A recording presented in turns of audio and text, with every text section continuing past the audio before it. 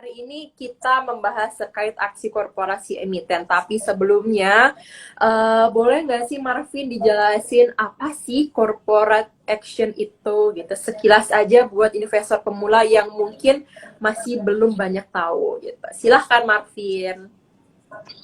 Oke, halo Sobat Philip semuanya. Corporate action adalah kegiatan yang membawa perubahan material pada organisasi dan berdampak pada pemangku kepentingannya, termasuk pemegang saham, baik yang umum maupun hingga pemegang obligasi. Nah, banyak nih contohnya corporate action itu gitu. Dan dalam melakukan corporate action juga ada yang perlu persetujuan pemegang saham, ada juga yang dewan direksi saja yang memutuskan gitu.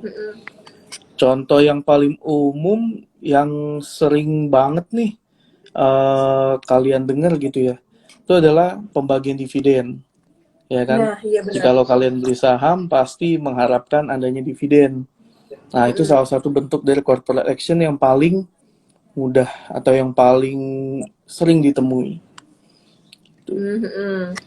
Nah, sebenarnya ada banyak banget ya Marvin untuk aksi korporasinya, tapi yang paling sering kita Betul. dengar yang sangat beritanya sangat menyebar di pasar modal ini pasti pembagian dividen, dan sangat ditunggu-tunggu oleh investor semua pasti pembagian dividen. Nah, selain itu nih Marvin, untuk corporate action ada apa aja sih? Oke, jadi untuk corporate action itu ada sangat banyak ya. Yang pertama yang tadi saya sebutkan adalah pembagian dividen, itu yang paling umum, IPO, Initial Public Offering, terus ada lagi reverse stock split, reverse stock split, terus ada lagi yang namanya right issue, saham bonus, waran, terus company listing, private placement, buyback, terus ada lagi merger and acquisition, and so on gitu.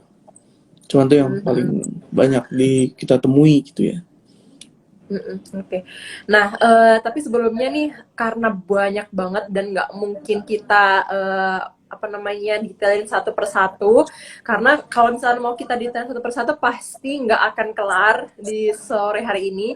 Boleh nggak sih kita Betul. ambil 5 korporasi corporate action dari emiten yang paling besar, yang seenggaknya 5 deh, yang perlu kita ketahui gitu.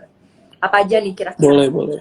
Boleh, Oke, yuk. jadi 5 corporate action yang paling besar atau yang paling sering kita ketemui ya sehari-hari. Atau enggak Pertama ada yang stock harus split.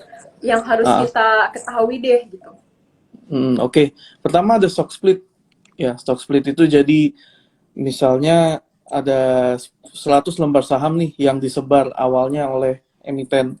Nah, 100-100-nya itu satu lembar sahamnya misalnya harganya 100.000, ya mahal sekali ya, gitu kan. Nah, jadi di split atau dipecah gitu dari 100 lembar itu, misalnya dibagi 1/10, dibagi 10. Ya. Jadi 100 lembar menghasilkan 1.000 lembar. Otomatis di saat sahamnya dipecah menjadi lebih kecil lagi, lebih banyak lagi nih lembarnya. Jadi harga per lembarnya menjadi lebih murah. Yang tadinya Oke. 100.000 dibagi 10 jadi 10.000 saja per lembar. Itu adalah stock split. Bagaimana dengan reverse stock split? Ya, reverse stock split kebalikannya. Jadi misalnya ada sahamnya ada 100.000 lembar, ya kan? Ya. Nah, di reverse menjadi misalnya di reverse menjadi 1.000 lembar gitu. Berarti kan dia dikali 100 kan ya. Begitu juga dengan harganya yang tadinya murah dari 1.000 menjadi 100.000 karena dikali 100. Seperti itu. Ada lagi initial public offering. Initial public offering mungkin sempat heboh ya beritanya kemarin. Ada satu Ya. emiten besar yang tadinya tidak listing, sekarang dia sudah listing gitu. Jadi initial public offering adalah penawaran perdana saham. Nah, maksudnya apa nih penawaran perdana saham? Jadi perusahaan yang sebelumnya tidak listing di saham di bursa atau perusahaan yang tidak umum ya, yang tidak terbuka ya, menjadi perusahaan terbuka. Lalu ditawarkanlah saham dari perusahaan tersebut untuk pertama kalinya ke Bursa Efek Indonesia sehingga bisa dibeli oleh halayak luas atau masyarakat luas. Seperti itu. Contohnya yang kemarin Rame ya. yang sangat heboh adalah Mm-mm. Goto. Itu kan dia Mm-mm, initial benar. public offering tuh pertama kali dia menawarkan sahamnya ke halayak luas. Oke, ada pembagian dividen seperti yang saya bilang banyak sekali contohnya pembagian Mm-mm. dividen terutama perusahaan-perusahaan yang sudah lama berada di pasar modal dan begitu yang Iya, sudah untung gitu ya, pasti akan membagikan sebagian keuntungannya atau seluruh untuk keuntungannya investor. ke para pemegang saham. Nah, itulah Mm-mm. pembagian dividen. Nah, dan jumlahnya itu misalnya berapa persen nih mau dibagiin ya itu disetujui saat rapat umum pemegang saham atau RUPS. Ada yang terakhir, ada lagi right issue merupakan pelepasan saham baru ya, tapi yang memiliki hak khusus untuk membeli itu adalah para investornya yang udah punya sahamnya dulu. Mm-mm. Nah, maka itu disebut Iya benar. HMETD, ya kan? Hak memesan efek terlebih dahulu.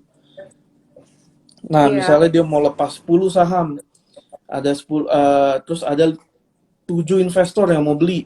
Berarti kan sisa 3 nih. Nah, 3 itu baru dilepas ke umum, ya, yang non HMETD gitu. Dan yang terakhir adalah merger and acquisition. Nah, ini banyak banget nih, terutama perusahaan-perusahaan yang apa ya istilahnya. Oke, kalau merger itu kan adalah penggabungan dua perusahaan menjadi satu. Sedangkan akuisisi adalah ada satu perusahaan besar dia membeli perusahaan lainnya gitu loh. Mm-mm. Contoh merger adalah Gojek dan Tokopedia. Mereka bergabung menjadi Goto. Tapi Gojeknya Iya. sendiri masih ada, Tokopedia-nya masih ada. Dan dia membentuk perusahaan baru namanya Goto. Ada lagi selanjutnya kalau untuk acquisition kan seperti yang saya bilang dia ya di perusahaan gede dia beli perusahaan lainnya entah itu yang lebih kecil atau yang setara dengan dia. Contohnya adalah kalau masih ingat grup Jarum. Nah, itu Mm-mm. kan dia membeli perusahaan BCA. BCA diakuisisi, dibeli oleh Jarum seperti itu. Gitu sih. Oke. Jadi teman-teman semuanya, buat yang sekiranya belum paham nih, apa aja sih contoh-contoh terkait dengan aksi korporasi emiten tadi Marvin sudah menyebutkan ada 5 setidaknya 5 yang perlu kita ketahui umumnya deh gitu. Yang pertama ada stock split, stock split. Nah, yang kedua ada IPO, IPO inisial public offering. Nah, yang ketiga ada pembagian dividen. Dan yang keempat ada merger dan akuisisi. Nah, jadi setidaknya kalian perlu nih ketahui aksi-aksi korporasi tersebut. Nah, buat yang pembagian dividen ini sebenarnya kalian bisa mendapatkan pembagian dividen ini ketika kalian memiliki setidaknya satu lot ya. Kalau misalkan Tuh. kalian punya satu lot saham dari emiten tersebut, berarti kalian juga berhak mendapatkan dividen. Nah, untuk pembagian dividen itu tidak setiap tahun ada gitu, tapi ada juga nih emiten yang rajin bagi-bagi dividen. Kalian bisa ketahui dulu nih dari laporan keuangannya, apakah emiten ini laba bersihnya konsisten, atau misalkan kalian bisa ketahui nih dari laporan keuangan apakah emiten ini rajin bagi-bagi dividen atau di dividen yieldnya tinggi dan lain sebagainya.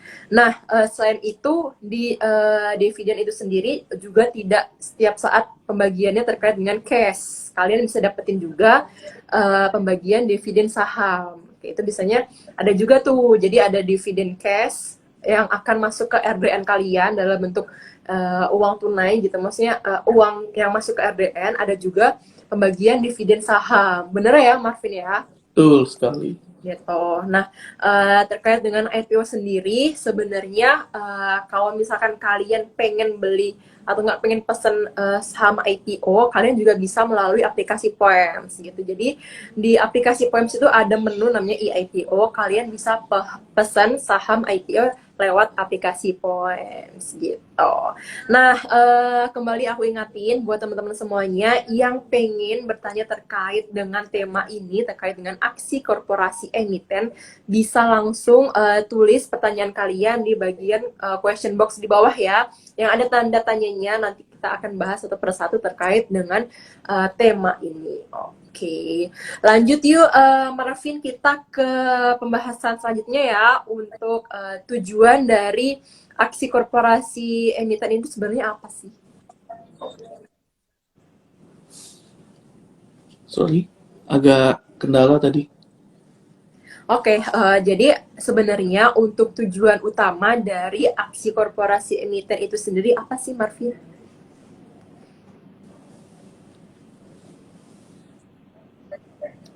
Halo, Marvin. Oke, Halo, ya. Gimana nih, Marvin? Wah, sementara ya teman-teman semuanya, sepertinya jaringan dari Marvin sedang terkendala, tapi tidak mengapa. Semoga tetap bisa lancar ya. Kita tunggu dulu ya untuk narasumber kita yang sedang terkendala jaringan.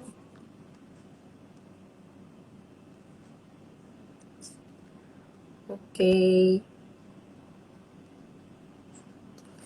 Nah, bentar ya. Kita undang sekali lagi ya, sebentar.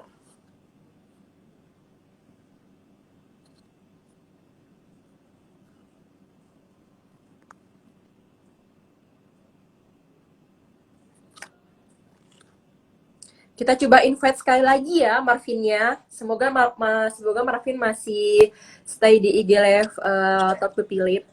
Halo halo. Marvin. Iya, Oh halo. iya, Sorry iya. internetnya.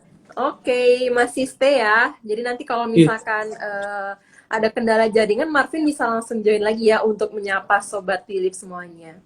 Oke, oke. bisa kita lanjutin pembahasannya sekali lagi ya Marvin ya. Bisa, bisa. Oke, untuk tujuan utama dari aksi korporasi itu sendiri apa sih Marvin? Bisa dijelasin nggak buat Sobat Philip semuanya? Oke, jadi tujuan utama dari aksi korporasi itu sebenarnya banyak ya. Mm-mm. Yang paling mudah adalah pastinya ingin perusahaan itu lebih maju. Begitu Iya, juga kalau yang berpengaruh dengan harga saham, ya pengen sahamnya lebih liquid, lebih bisa dimiliki oleh banyak orang oke. gitu. Kalau misalnya untuk perusahaan progres ke depan ya seperti merger and acquisition, ya itu sudah jelas perusahaan kan ingin memperbesar pangsa pasarnya dan mengurangi saingan-saingan bisnisnya seperti Mm, itu gitu. oke. Jadi Ya sebenarnya, basically tujuannya untuk ya agar perusahaan lebih maju, sahamnya lebih liquid gitu. Atau sahamnya lebih mm, liquid gitu. oke, jadi sebenarnya tujuan utama dari aksi korporasi emiten sebenarnya ada banyak banget ya, tergantung bagaimana emiten tersebut menggunakan aksinya untuk melakukan suatu perubahan. Tapi sebenarnya ada tujuan utama yang perlu kita ketahui, antara untuk pengembangan bisnis dari emiten itu sendiri atau untuk membuat saham yang dimiliki tersebut menjadi lebih liquid ya, sehingga investor semuanya bisa mendapatkan atau membeli dari saham emiten tersebut. Sepertinya seperti Betul. itu ya Marvin ya, untuk Iya, dan menjadikan juga harga ya sahamnya untuk lebih liquid. memberikan keuntungan kepada pemegang saham ya dengan pembagian Oh, dividen itu sendiri gitu. Itu sih. iya benar. Oke, nah ngomong-ngomong terkait dengan aksi korporasi emiten, uh, yang perlu investor ketahui ini sebenarnya ada dua ya kan, antara mandatory dan voluntary.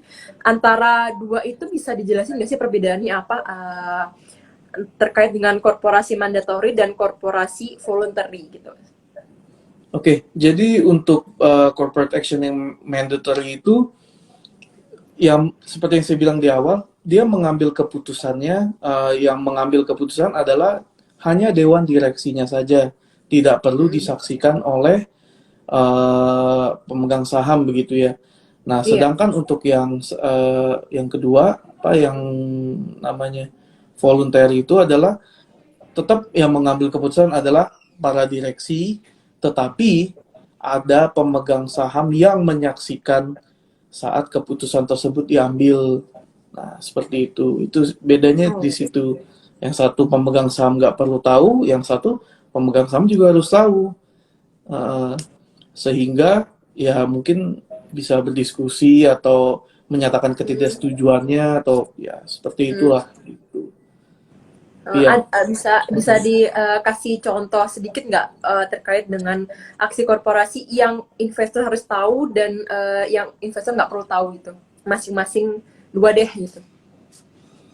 Eh, Mungkin gini ya, kalau misalnya Hmm. yang nggak perlu tahu nih, misalnya kalau yang perlu tahu itu contoh kayak pembagian dividen itu kan ada andilnya pemegang saham nih, misalnya perusahaan mau bagi dividen. Oh, kali ini saya mau bagi dividen Hmm. 50% nih kata direksinya.